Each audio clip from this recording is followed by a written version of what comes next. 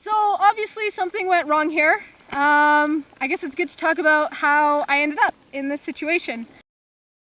This was the Avalanche Bulletin for Wednesday, January 13th. Our destination was Treeline, which was rated at considerable. Careful snowpack evaluation, cautious route finding, and conservative decision-making were considered essential. Wind slabs were expected to be the major avalanche problem for the day due to forecast winds. We knew people had been triggering slabs on the weak surface hoar layer over the last few days. This was what current weather looked like on the morning of the incident, before we headed into the field. This was the expected weather forecast for our day.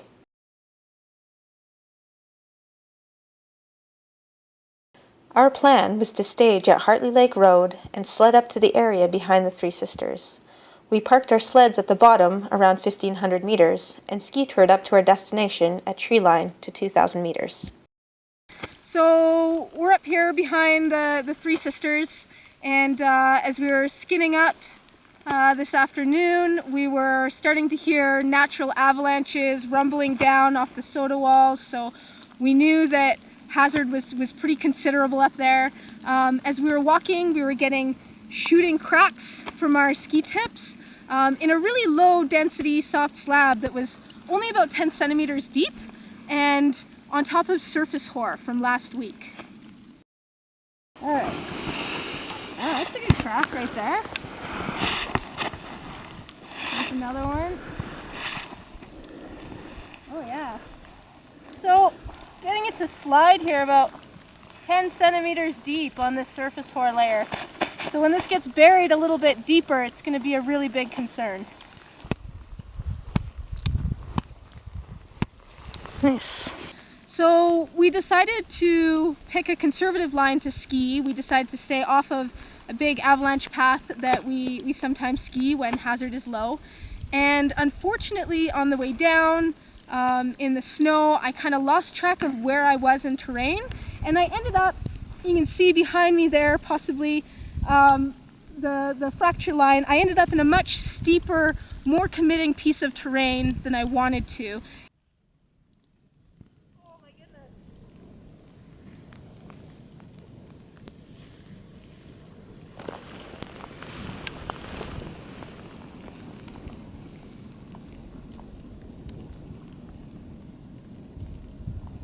As I came over the roll, I could see the cracks shoot out on either side of my skis, and at this point I knew that I couldn't necessarily stop or ski out of it on the sides, so I decided to try and accelerate to get out of the path, and the slab caught up with me and my skis dug in. I fell forward and lost one ski, and at this point I realized I was caught in an avalanche.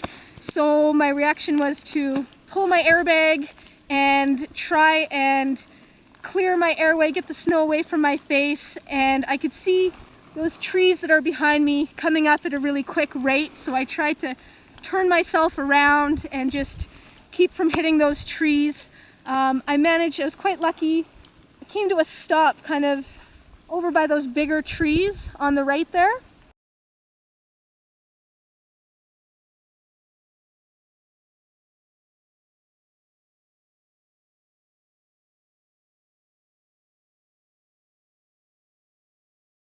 It is unlikely I could have been fully buried by this avalanche. However, I narrowly avoided hitting some very big trees head first at a high speed.